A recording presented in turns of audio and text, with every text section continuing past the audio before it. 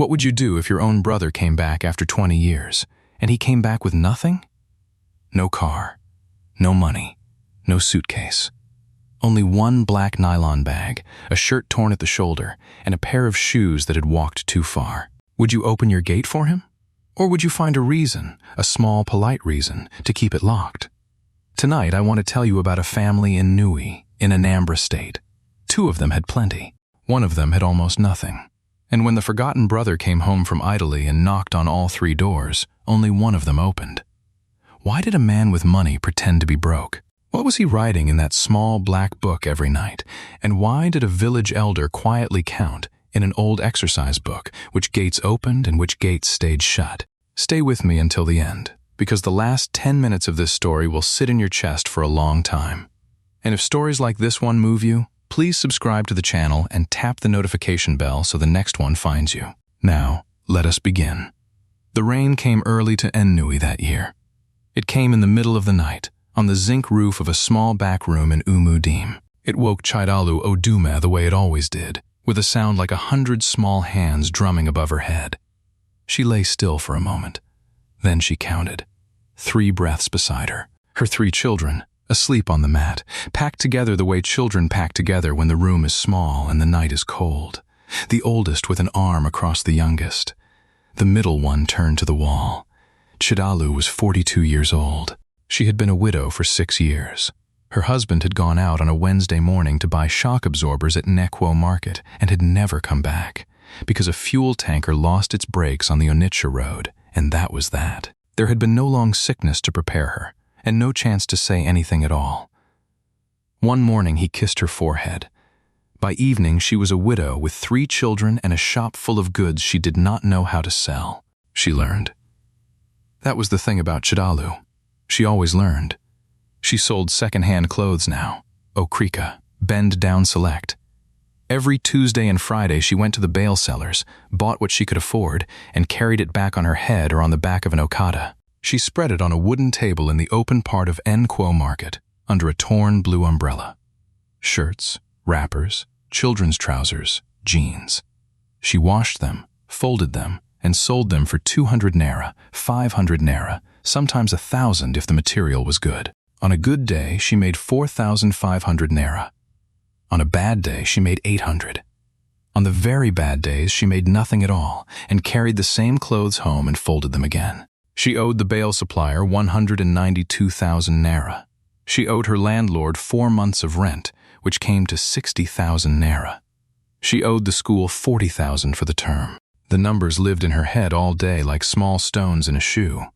But she did not complain. That was the other thing about Chidalu. In 42 years, no one in Umudim had ever heard her complain. The rain slowed. She got up quietly, in the dark, and moved the plastic bucket 2 steps to the left, because she knew exactly where the roof leaked. She had known for 4 years, and the landlord had promised 4 times to fix it. Then she sat on the edge of the mat and listened to her children breathe until the sky turned gray. At 6 o'clock, she was already boiling water. At 6:30, she was scrubbing the youngest one's neck with a cloth while he complained.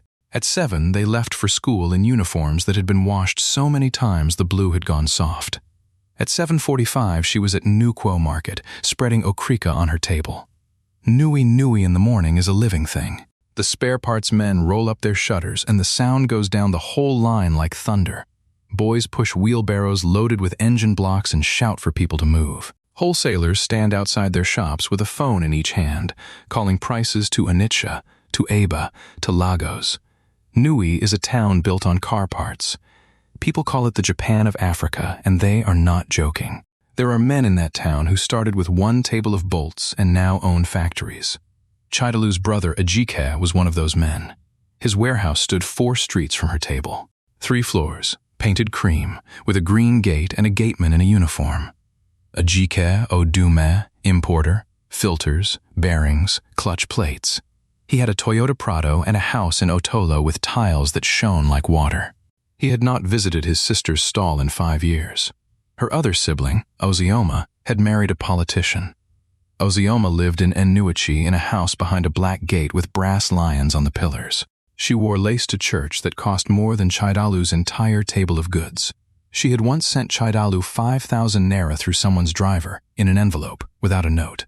Chidalu had said thank you 3 times on the phone, and Ozioma had said, "It is nothing, don't mention it," and hung up before the 3rd thank you finished. And then there was the eldest, Ikenna.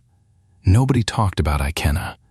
20 years earlier, when Chidalu was 22, Ikenna Odume had left Nigeria.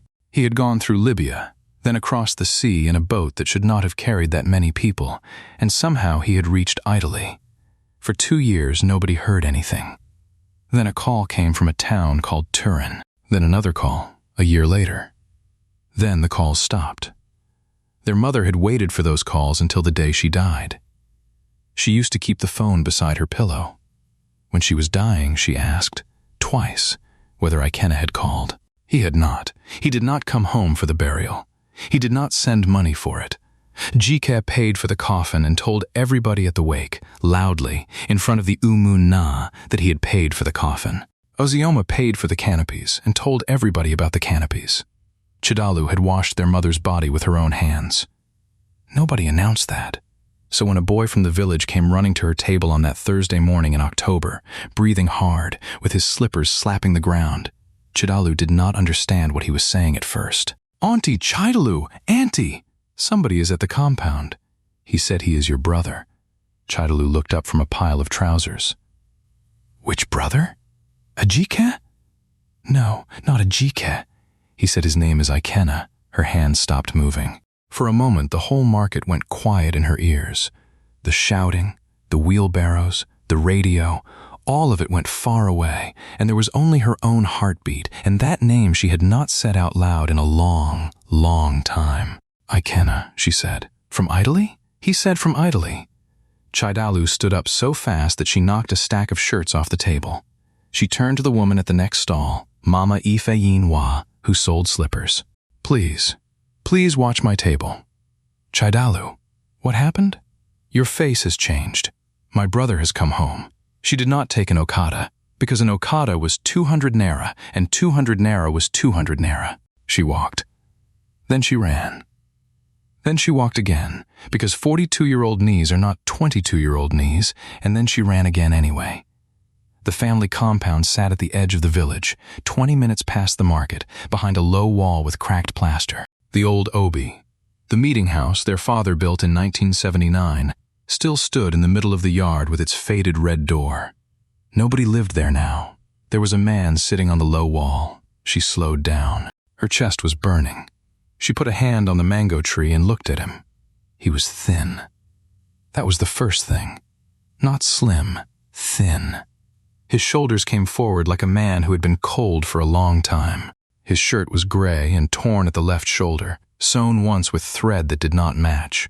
His trousers were too big and held with a belt on the last hole. His hair was cut low, and there was more gray in it than black. Between his feet sat one black nylon bag. That was all. One bag. He looked up. 20 years. 20 years and 2 months. And she still knew him in 1 second, the way you know a song from the first note. "Ikenna," she said. He stood up slowly, like his back hurt. "Chidalu," he said. And then neither of them knew what to do, because 20 years is a wall, and you cannot climb a wall just because you are happy. He spoke first. "You have grown. I was 22, she said. "Of course I have grown." Her eyes were already wet. "Ikenna, where have you been?" "Italy." 20 years, Ikenna. 20 years, he agreed. "Mama died." Her voice broke on the word. "Mama died and she asked for you. She asked for you 2 days before she went." She said, "Has Ikenna called?" He did not answer. He looked at the ground for a long time. When he lifted his face, there was something in it she could not read. "I know," he said quietly. "I heard." "You heard? You heard and you did not come?" "I could not come." "Why?" And he said the sentence he had come home to say. "Because I had nothing, Chidalu." "I have nothing now. They deported me. 3 weeks ago, the Italian government put me on a plane and sent me back with what I am wearing in this bag. I have no money. I have no house. I have no work." He looked at her steadily. "I came here because I did not know where else to go. The wind moved the leaves of the mango tree. Chidalu stood there and looked at her brother, at the torn shoulder of his shirt, at the one nylon bag, at the gray in his hair. And whatever anger had been standing in her throat sat down and went quiet. She crossed the yard, and she put her arms around him. He was stiff at first. Then he was not. She felt his hand come up and rest on her back, and she felt something go out of him, some long thing he had been holding. "No," she whispered. "Welcome. Welcome home, Nnewi." When she let go, she wiped her face fast with the back of her wrist, the way market women wipe their faces. And she became practical, because being practical was how she survived. "Have you eaten?" "I ate yesterday?" "Yesterday," she shook her head. "Come, but first we must go to Ejike." Something moved in his face. "Ejike, he is your brother. He has room. He has a big house in Otolo, Ikenna, with rooms nobody sleeps in. And Ozioma married a big man. She has a whole boys' quarters standing empty." She was already picking up his bag. "You cannot sleep in my place. You will see it, and you will laugh at me. I will not laugh. You will pity me, which is worse." She smiled, and it was a tired smile, but it was real. "Come, we will go to Ejike first. He is the eldest now that you are away. He will be happy." Ikenna looked at her for a long moment. Then he said, in a strange, quiet voice, "Yes, let us go to Ejike." And Chidalu, who was a good woman and therefore expected good things from other people, did not hear anything unusual in the way he said it. They walked. Nnewi in the afternoon is hot in a way that presses on your head. They walked past the mechanic sheds, past the vulcanizer with his tires stacked like black donuts, past a woman frying a kara at the roadside. Ikenna walked slowly and looked at everything.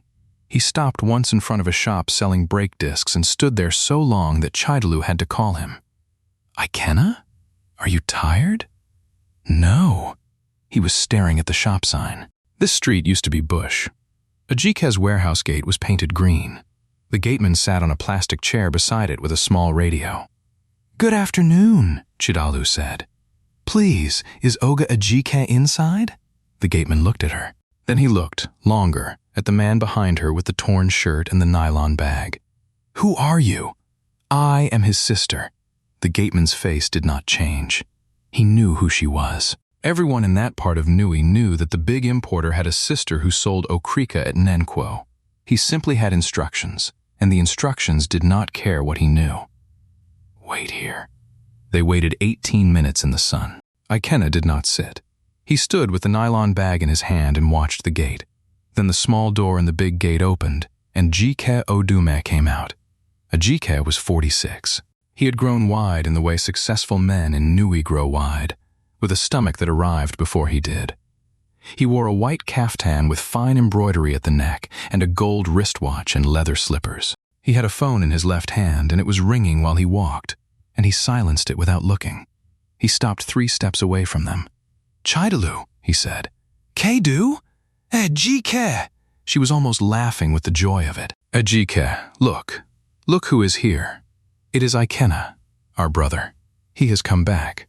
Ejike looked at Ikenna, and Chidalu, watching her brother's face, saw something she would remember for the rest of her life. She saw Ejike's eyes go, in less than 2 seconds, from the face to the torn shoulder, to the belt, to the trousers, to the shoes, to the single black nylon bag, and she watched his welcome die somewhere between his chest and his mouth. "Ikenna!" Ejike said. "You are back! I am back!" There was a silence. A wheelbarrow rolled past behind them. 20 years and no phone call, Ejike said. There was no good news to call with. Ejike laughed, one short laugh with no joy in it. "So you were saying what? That you came back empty?" Ikenna said it plainly. "They deported me. I have what you see." Ejike's face closed like a shop shutter coming down. He said. "Ejike," Chidalu said quickly. "He has been traveling since morning. He has not eaten since yesterday. I was thinking of your house in Otolo, the guest side." "My house is full," Chidalu blinked. "Full?" "My wife's people are around. Her mother, her sister, the sister's children. The whole place is scattered." Ejike waved a hand. "You know how it is?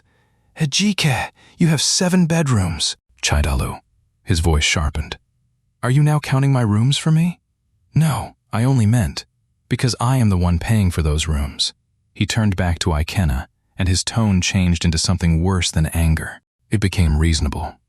Ikenna, Nwan, listen to me. You know I would help you, but you have to understand something. This one, he touched his own chest, this business, I built it from nothing. Nobody sent me anything from abroad. Nobody. For 20 years I was here, in the heat, in the dust, while you were over there. And now you come back with one bag. That is correct, said Ikenna. So what do you want me to do? I asked for nothing yet. But you will. Jike smiled without smiling. Everybody who comes back from abroad with one bag will. Today it is a place to sleep. Tomorrow it is transport money. Next week it is capital to start something small. I know this film. I have watched it before. Chidalu felt her face burning. Hey, Jike, that is your brother. And I am also somebody's husband and somebody's father. He spread his hands, calm, so calm. Ikenna, look. I will do something for you. Wait. He reached into the pocket of his kaftan and brought out a wallet, and out of the wallet he counted, carefully, 5 notes of 1,000 naira. He folded them once and held them out. Take. Manage this one. Find somewhere. Maybe one of those hotels near the junction. They charge small. When you have arranged yourself properly, come back and we will talk. Ikenna looked at the money. He did not take it. Thank you, he said. Keep it. Take it now. Don't do pride. I did not come for money, Ajike. I came for a corner to sleep, and I have told you my house is full. Then I have my answer. The two brothers looked at each other. Somewhere behind the wall, a forklift beeped. Ajike put the money back in his pocket, and Chidalu noticed that he did it quickly, and that he looked relieved. Try Ozioma, Ajike said. Her husband is a big man. They have that whole boys' quarters doing nothing. I will, said Ikenna. Good, good. Ajike was already turning. I have a container clearing at Onitsha. I am late. Chidalu, greet the children. Ajike, please. But the small door in the big gate had already closed. Chidalu stood in the sun in front of her brother's green gate, and she could not look at Ikenna's face. He is under pressure, she said at last. Business is hard now, Chidalu. He did not mean it like that. Chidalu. Ikenna's voice was gentle. Do not carry his load for him. It is not yours. She had no answer to that. So she picked up his nylon bag again, and he let her, and they walked to Nnewi to find their sister. The gate at Nnewi had brass lions on the pillars. There was an intercom, which meant nobody had to look at your face to turn you away. Chidalu pressed it, and a voice said, Yes? Please, I am Chidalu, Ozioma's sister. I want to see her. A pause. Then the gate buzzed and a small side door opened, and a house girl in a blue uniform led them, not into the house, but into the front garden, and she pointed at 2 white plastic chairs under a canopy. Madam is coming. Madam came 35 minutes later. Ozioma was 39. She came out of the front door in a hairnet and a satin housecoat, holding a phone. She walked the walk of a woman who has learned it from women she wanted to be like. Behind her, through the open door, Chidalu could see a sitting room with a chandelier and a television as wide as a door. Chidalu, Kekwanu, what is it? I have a meeting at 4. The party women are waiting for me. Then she saw Ikenna and stopped. She did not recognize him at first. He had to stand up. Ozioma, he said. It is Ikenna. The phone came down slowly. Ikenna? Ikenna, our brother? Ikenna from Italy? Yes. Ozioma's hand went to her mouth, and for one moment, one clean moment, there was real joy in her face. Chidalu saw it, and her own heart lifted. Ozioma took 2 steps forward, and then, exactly like a jike, her eyes traveled. Shoulder, belt, trousers, shoes, bag, and she stopped walking. Chai, she said, Ikenna, you have lost weight. I have. You did not tell anybody you were coming? There was no one to tell. She sat down on the edge of a chair, and she arranged her housecoat over her knees the way you do when you are preparing to be sorry about something. So, how is Italy? Somebody told me you people are into the tire business over there. I have been deported, O Zyoma. The word landed in the garden like a dropped plate. Deported? 3 weeks ago? Deported? How? Deported with what? What about your papers? They took the papers. And your money? There is no money. Zyoma sat back. Her whole body changed shape. Chidalu watched a sister become a stranger in the space of one breath. Ikenna, Zyoma said, you know that I love you. You know that. From when we were small, I was the one that used to follow you to the stream. I remember. But Ikenna, my house is not my house. She lifted her hands, helpless, so helpless. It is my husband's house. He is a public figure. They made him a commissioner. Every day people are watching us. Journalists. Opposition people. If somebody comes here and sees a man that, she gestured at him, at all of him, and could not find the word. A man in this condition, sleeping in our compound, do you know what they will write? I understand, Ikenna said. And the boys' quarters is not even free, Zyoma added quickly. The driver is there, and we are storing the campaign materials, bags of rice, umbrellas, the whole place is packed to the roof. It is fine. Ikenna, don't be like that. I am not being like anything. Zyoma stood up. She went inside. She came back with a nylon bag of her own, and inside it were 2 loaves of bread and a tin of milk. Take. At least take this. Thank you, said Ikenna. I am not hungry. How can you not be hungry? I am not hungry, he repeated.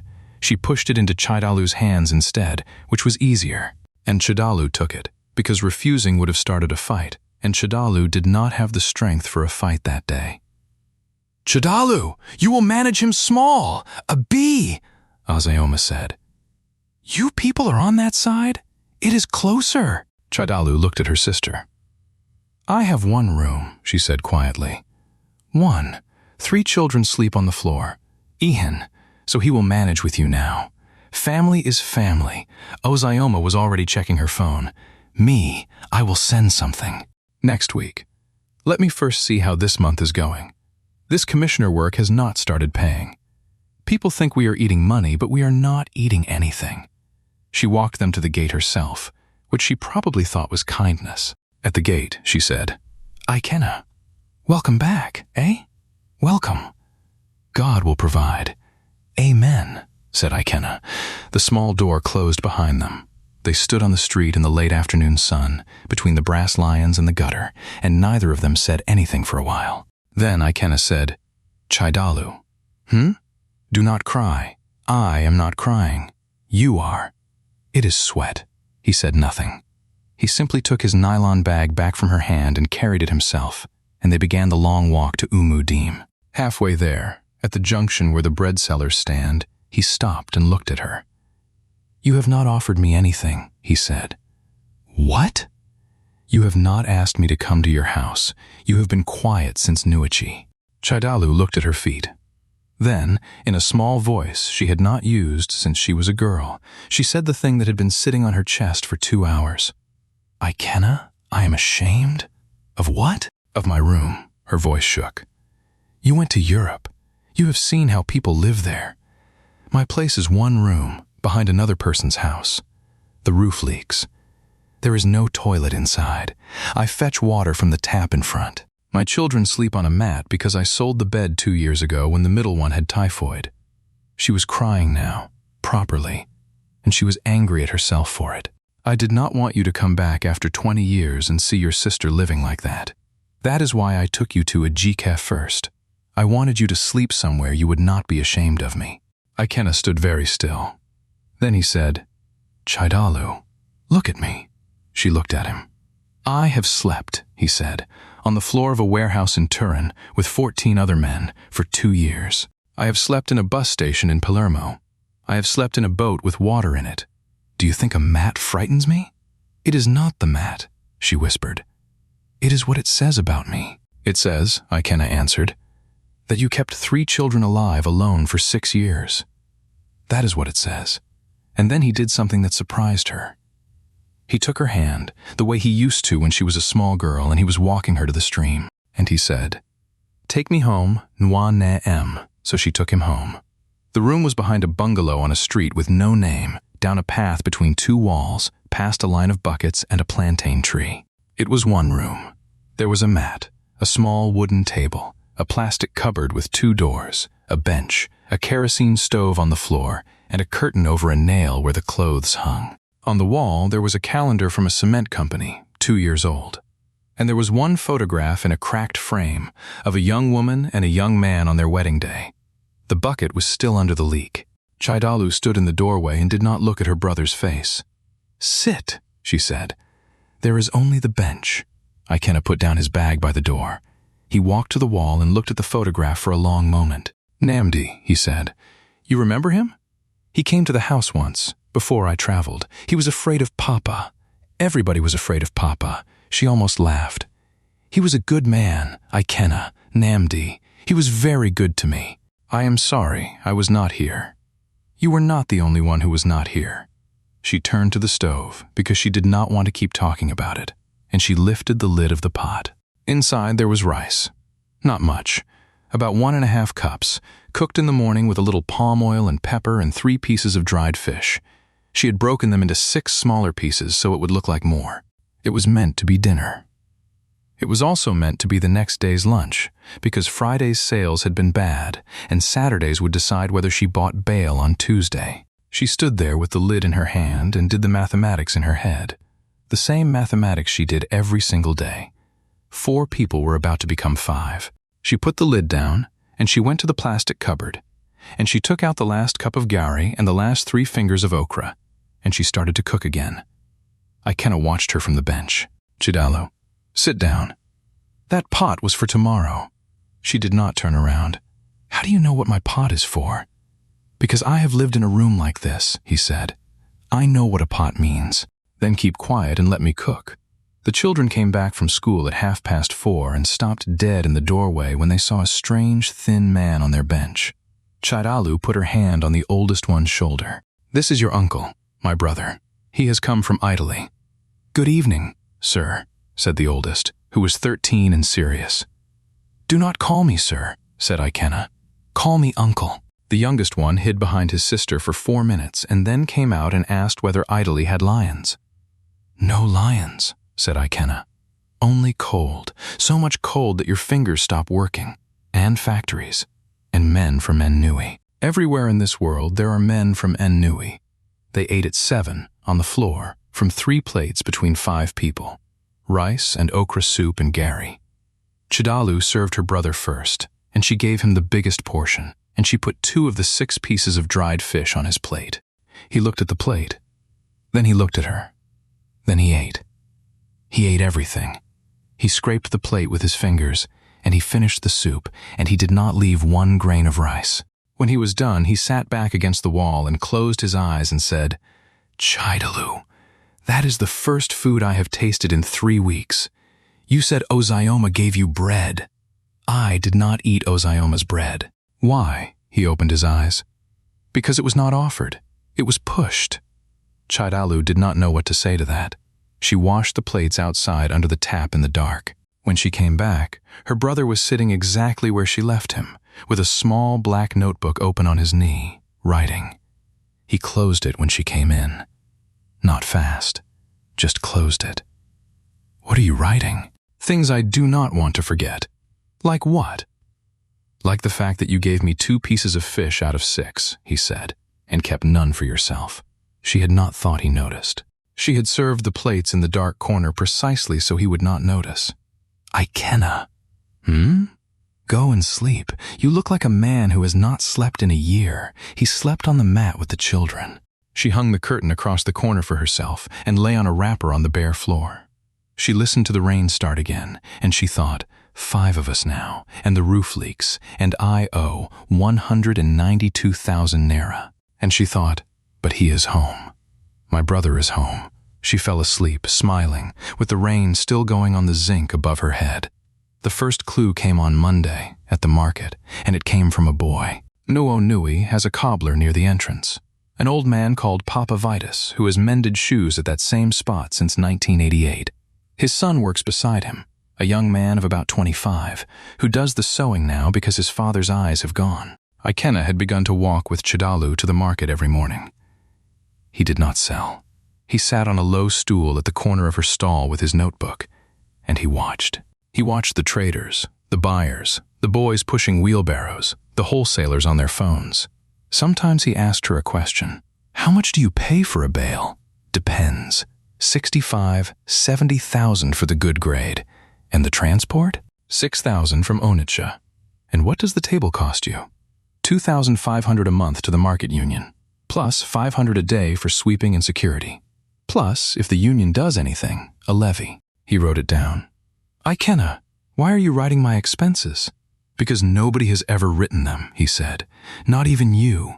On that Monday, Papa Vitus's son came past the okrika table with a bag of leather offcuts on his shoulder, and he glanced down, the way a shoemaker's eye always glances down, and he stopped. He stood there staring at Ikenna's feet. Ikenna's shoes were brown. They were scuffed, almost white at the toe. The right one had a crack across the top, and the sole was worn through in a patch near the heel. And there was a shoelace that was clearly not the original shoelace. Uncle, the young man said. Sorry, O. Your shoe. Ikenna looked up. It is finished. I know. No. The young man crouched right down in the middle of the market and turned Ikenna's foot slightly, the way a doctor turns a wrist. Look at this stitching. This is not machine. This is hand-sewn. See how the stitch enters the welt? Two other traders wandered over. Chidalu looked up from folding a wrapper. My father used to talk about this kind of work, Papa Vitus's son said. The leather is one piece from here to here, no join. Do you see? No join. He pressed his thumb into the leather and it came back slowly. Uncle, this shoe, when it was new, it cost money, real money. Where did you buy it? The market noise went on around them. Ikenna said, idly. Idly. The young man laughed and stood up, satisfied, and everything relaxed. Second-hand, nay. You people abroad, you can pick these things from the bin over there, and it is better than what they sell us new. Uncle, bring it one day. Let me put new sole. I will not charge you much. Thank you, said Ikenna. The young man went off with his leather. The traders drifted back to their stalls. Chidalu returned to her folding, but she looked at her brother's shoes. And she thought, in a small, far part of her mind, that a man who had been sleeping in bus stations and warehouses for 20 years does not usually own one thing made by hand. Then a customer came and asked the price of a boy's jacket, and the thought went away, the way small thoughts do when you are trying to sell a jacket. The second thing she noticed took longer, because it was made of many small pieces. Ikenna would not eat outside her house. On Wednesday, Ajike's wife sent a boy with a cooler of jollof rice and chicken to the market stall with a message. Auntie said, sorry that they have not come, but she sent this for our brother that came back. Ikenna thanked the boy and told him to carry it back. Chidalu was upset. Ikenna! There is chicken inside there! My children have not eaten chicken since Easter. Then let them send it to your children, he said. Let it come with their names on it, not mine. That is pride. It is not pride, he said it very calmly. Chidalu, that food is not food. That food is an apology that costs 3,000 naira and closes the matter. If I eat it, tomorrow Ajike will say, I have been sending food to my brother. And it will be true, and it will be a lie at the same time. Chidalu was quiet. Then she said, you have become somebody who thinks too much. 20 years alone, he said, will do that. But he ate everything she gave him, every single time. Even on the Thursday, when there was nothing but gari and salt and one wrap of ugba she got on credit, he ate it and thanked her as if she had killed a goat. And every night, before he slept, he wrote in the small black book. Once she woke at 2 in the morning. The kerosene lamp was low, and her brother was sitting against the wall writing. She watched him through half-closed eyes, and she saw him stop writing and look at the 3 children on the mat for a long, long time. Then he wiped his face with his palm and wrote again. She said nothing. She turned over and pretended to sleep. The village started talking on the second Sunday. At the church in Umudim, a woman leaned over to Chidalu after the service and said, in the voice people use when they think they are being kind? So your brother has come back from abroad? Sorry, we heard he came back with nothing. Is he staying with Ejike? He is staying with me. The woman's eyebrows went up so far they nearly left her face. With you? In that your one room? Chidalu! She laughed and covered her mouth. Ah, this world. The one that has closed the door. The one that does not have opened it. And the sentence went around Umudim that afternoon the way fire goes through dry grass. By Tuesday, it had reached the obi of Nnewi Odume. Nnewi Okafor was 78 years old and the oldest surviving man in that branch of the Odume family.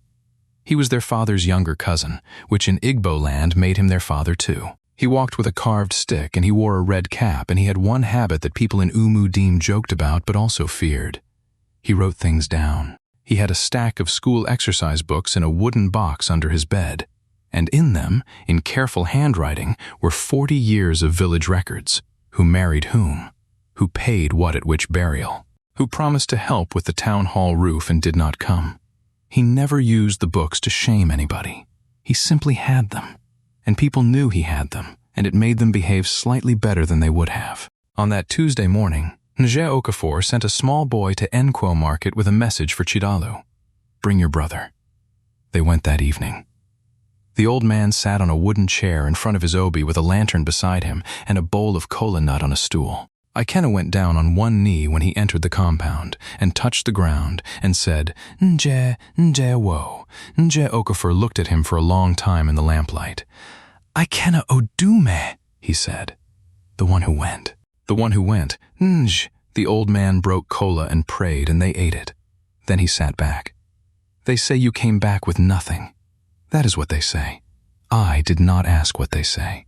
I asked you, Ikenna said. I came back with one bag. Nje. The old man's eyes did not move from his face.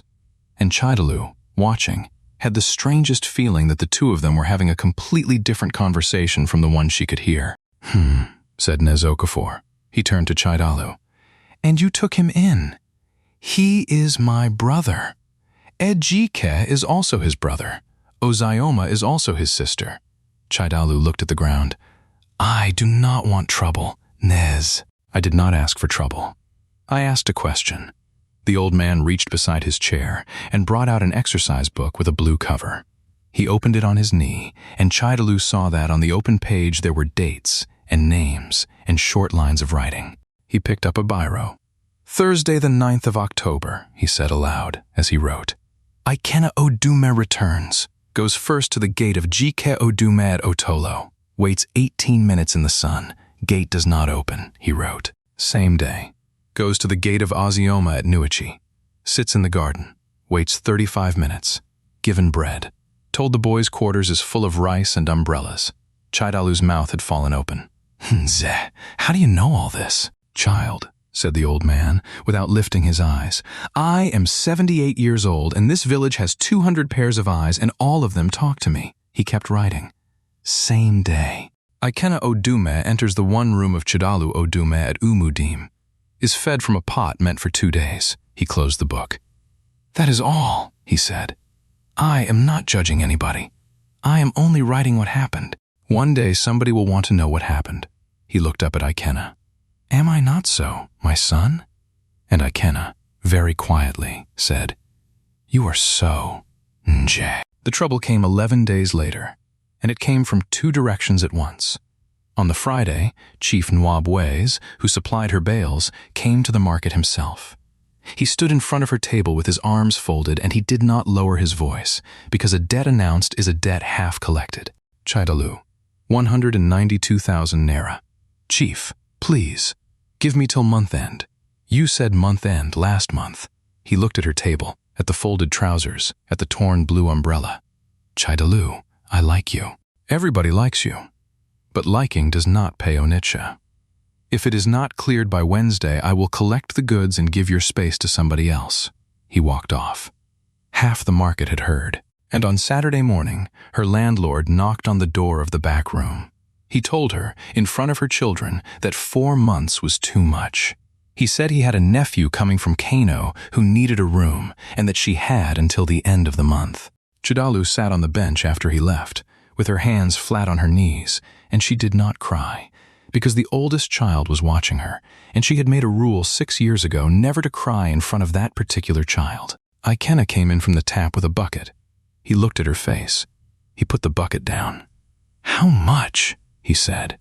"Ikenna, don't. How much for the goods, and how much for the room?" 192 and 60, she laughed. And it was an ugly, tired sound. And 40 for school. Are you happy? 292,000 naira. That is the whole of my life. My brother sleeps in a house in Otolo with 7 bedrooms, and I owe 292,000 naira. Ikenna sat down beside her on the bench. "Chidalu, bring your receipts. All of them. The bail receipts, the rent, the school. And the paper chief Nnewi gave you. For what? To look at them and feel bad together? Bring them." So she brought them, because she was too tired to argue. And she watched her deported brother sit on the floor by the kerosene lamp until past midnight, copying numbers into that small black notebook. In the morning, he was gone. He left a note on the table in careful, old-fashioned handwriting. "I have gone to Onitsha. I will come back Tuesday. Do not sell anything cheap because you are afraid." Chidalu read it 4 times and then folded it and put it in her wrapper. And she thought, he has gone to beg from somebody, and he will come back with nothing, and I will have to make his face feel better about it. On Tuesday morning, at 9 minutes past 8, her phone rang at the market. It was Chief Nnewi. "Chidalu." "Chief, please, I told you already." "Chidalu, keep quiet and listen." His voice was strange. "Who is the man that came to my office yesterday evening?" Chidalu's hand tightened on the phone. "Which man?" "A thin man, gray hair. He said he is your brother. He came with a paper listing everything you owe me, correct to the last kobo, including the 2 levies from March that even I had forgotten." A pause. "Chidalu, your account is cleared. Full 192,000, paid by transfer at 7:40 last night." Chidalu sat down on her stool because her legs had stopped agreeing with her. Chief, that is not possible." "I am telling you what my bank has told me." Chief Nnewi cleared his throat, and then, in the voice of a man rearranging himself, he said, "And Chidalu, your next bail, take it. Do not pay first. Just take it." He hung up. She was still holding the phone against her ear, staring at nothing, when a small boy came running with a folded paper from her landlord. It was a receipt. 60,000 naira, 4 months of rent, and 6 months more in advance. Paid. Signed. Dated that morning at 7 o'clock. Chidalu stood up in the middle of Nkwo Market with a receipt in one hand and a phone in the other. And Mama Ikenna had to come and hold her arm, because she had begun to shake all over. "Chidalu! What is it? Is it bad news?" "I don't know," Chidalu whispered. "I don't know what it is." The message went out that same afternoon, carried by small boys on foot the way important messages have always been carried in Umudim. Nnewi Odume was calling a meeting of the Odume family at the Old Obi on Saturday morning at 10 o'clock. All children of the late Odume were to attend. The matter was the family land. Okrika came because of the word land. Uzzioma came because of the word land. They both arrived at 3 minutes past 10, Okrika in his Prado, Uzzioma in her husband's Hilux, and they parked under the mango tree and did not look at each other. Chidalu was already there, sitting on a wooden bench with her hands in her lap. Ikenna sat beside her in the same torn gray shirt. Okrika glanced at him once and then spoke past him. "Chidalu, so you are still keeping him?" "He is our brother." "And I hear he has been going around Onitsha borrowing money in the family name." Okrika straightened his kaftan. "If anybody comes to my office with a debt paper carrying Odume on it, I will disgrace that person publicly. I am telling you now, in advance." "Okrika," said Nnewi from his chair. "Sit down." There were about 30 people in the compound. The Umuna neighbors. Papa Vitus and his son. Chief Nnewi standing at the back with his arms folded and a very strange expression on his face. Mama Ikenna. Half of Umudim, honestly, because word had gone round that something was going to happen. Nnewi broke cola. He prayed. He asked after everybody's health. Then he said, "We are here about land. But before land, there is a smaller matter. He reached beside his chair and lifted the exercise book with the blue cover. "Ikenna," he said. "My son." "Stand." Ikenna stood up. And at that exact moment, from the road beyond the wall, came a sound. It was a sound everybody in Nnewi knows in their bones. It was the sound of heavy trucks in low gear. Heads turned. A boy ran to the wall and climbed it.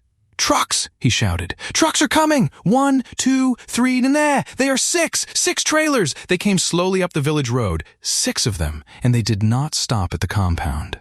They rolled past it, one after another, toward Nnewi Market. And on the side of every single one, in green letters 2 feet high, were the words, Odume Motor Parts Limited, Turin, Italy, Nnewi, Nigeria.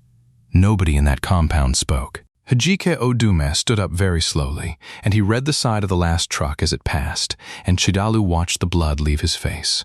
A dark green pickup turned in at the gate. 2 men in shirts and ties got out, carrying a leather folder and a flat metal case. They walked across the yard, past 30 staring villagers. They stopped in front of the thin man in the torn gray shirt, and they bowed their heads. "Good morning, sir," the older one said.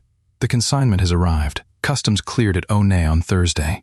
The Nnewi warehouse is open and waiting for your instruction," Ikenna said. "Thank you, barrister. Give me the folder." "Yes, sir." The word "sir" went around that compound like a wind through grass. Ozioma had her hand over her mouth. Ikenna sat down and then stood up again and then did not seem to know what to do with his body. Nnewi Odume did not move at all. The old man simply looked down at his blue exercise book and, very slightly, he smiled. Ikenna opened the folder. He did not hurry. "My name," he said, to the whole compound, "is Ikenna Odume. 20 years ago I left this village. For 6 years I suffered in Italy in ways I will not describe in front of children. In the 7th year, a man from Nnewi called Sylvanus gave me a corner of his warehouse floor in Turin and a job counting bearings. He had almost nothing. He gave me the corner anyway. He died 4 years ago and I buried him." He lifted a document. "This is the company register of Turin, Odume Motor Parts, founded 19 years ago with 1 van. Today it is 210 workers and it supplies parts to 4 countries. He lifted a second document. "This is the Nigerian registration, filed 9 months ago. The warehouse at Nnewi." He took out his phone and held it up. "And these are the messages my bank sent me this week. On Monday at 7:40 in the evening, 192,000 naira to Chief Nwabueze. On Tuesday morning at 7, 60,000 naira and 6 months in advance to a landlord in Umudim, and 40,000 naira to a school." He put the phone down. "I was not deported," he said. "I have never been deported in my life. I flew into Lagos on the 7th of October, on a Tuesday afternoon. I bought this shirt from a heap in Ladipo Market for 800 naira, and I tore it myself in the taxi." Ikenna found his voice. It came out cracked. "Ikenna, Ikenna, we did not know." "That," said Ikenna, "is the entire point. But you lied to us." "I did." Ikenna turned and looked at him fully for the first time. "I lied because I have watched men come home. I have seen brothers embrace at the airport and put the returning man in the best room and kill a goat. And I have watched those same brothers walk past that same man 3 years later, when the money finished. I did not want to know how much you love a man with a company. Ikenna. Every fool knows that. I wanted to know how much you love a man with 1 bag." He turned to Nze. "Nse." "Read it." The old man opened the blue exercise book, and he read in a slow, clear voice that carried to the wall.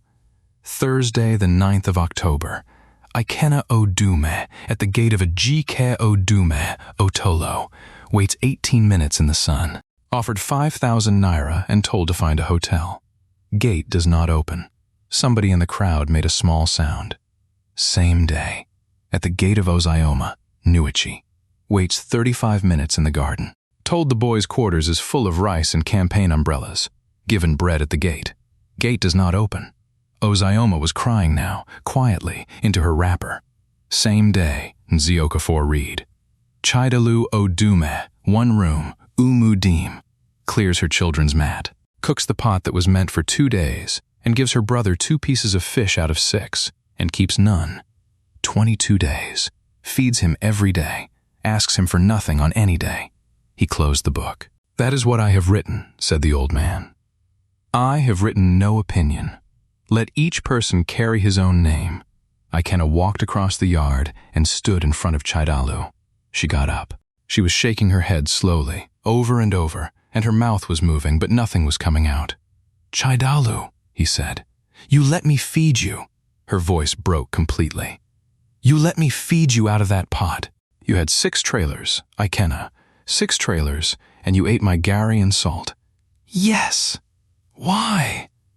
"Because you never once asked me what I had," he said. "In 22 days, not one time. Okrika asked in 4 seconds. Ozioma asked in 9. You asked me if I had eaten." He took a single sheet of paper from the folder and held it out to her. "The Nnewi operation," he said. "The warehouse, the 6 containers that just passed this gate, and everything that comes after them. I registered it 9 months ago, and I left the second name blank, because I was coming home to find out whose name to write." "It is yours," the compound erupted. Chidalu's knees went, and Mama Ife caught her. "I cannot run a warehouse," she cried. "Ikenna, I sell second-hand clothes under an umbrella." "You ran a family of 4 on 800 naira a day for 6 years, said her brother. "I have accountants in Turin who could not do that. You will learn the rest. I will teach you myself, and when I go back, my managers will answer to you." He looked around the compound, at Okrika standing frozen by his Prado, at Ozioma with her face in her wrapper. "I am not cursing anybody," he said. "Okrika, your business is your business. Ozioma, your husband is your husband. I will not take anything from you, and I will not give you anything either, and both of those are on purpose." Then he turned back to his sister and lowered his voice, so that only the first 3 rows heard it, though the whole village repeated it for years afterwards. "Mama waited for me with the phone by her pillow," he said. "You washed her body with your own hands and told nobody. Chidalu, you have been the last born of this family your whole life. From today, you are the head of it." 6 weeks later, there was a new sign on a warehouse at Nnewi. Underneath the company name, in smaller letters, it said, "Nnewi Operations. Chidalu Odume." Chidalu still went to the market at 7:45 in the morning, because 42 years of habit does not die in 6 weeks. Her 3 children slept on beds now, in a house with a tap inside it and a roof that did not leak. The okrika table at Nnewi was still there, and she had given it, free, with 2 bales of goods, to a young widow from Umudim who had just buried her husband. Nze Okafor put the blue exercise book back in the wooden box under his bed and started a new one. And Ikenna Odume flew back to Turin in January, in a good suit and the same hand-sewn brown shoes. Papa Vitus's son had resold them for 1,500 naira and refused, in the end, to be paid for it. My dear friends, thank you for staying with this story to the end. Okrika had 7 bedrooms and could not find one corner. Ozioma had a boys' quarters and found rice and umbrellas in it. Chidalu had 1 room, 1 mat, and 1 pot meant to last 2 days, and she found space for a whole brother inside it. That is the lesson, and it is a hard one. Okrika could have given 1 room and still had 6 left over. It would have cost him almost nothing, and he still did not give it. Chidalu gave away a pot she had already stretched to cover 2 days, and she did it before she had time to weigh it. People who have gone hungry themselves do not stand there and calculate first. They know what that face looks like, because they have worn it, and they cannot leave a person standing outside in it. Nobody in that compound could have known what was inside those trailers. Chidalu did not open her door for a reward. She opened it because a tired man was standing outside it, and he was her brother, and that was enough. So let me ask you, and please answer me honestly in the comments. If a relative you had not seen in 20 years knocked on your gate tonight, with torn clothes and 1 nylon bag and no money at all, would you truly open it? Or would you look for a small, polite, reasonable excuse the way Okrika and Ozioma did? Tell me below. I read the comments, and I would love to know which of these 4 people you saw yourself in. If this story touched you, please give it a like. Share it with a brother or a sister who needs to hear it. Subscribe to the channel, and turn on the notification bell so you never miss the next one. Thank you so much for your time and for your company today. God bless you and your household. This story is a work of fiction. The names, characters, places, and events in it are the product of imagination and are used in a dramatist way. Any resemblance to real persons, living or dead, or to actual businesses or events, is entirely coincidental.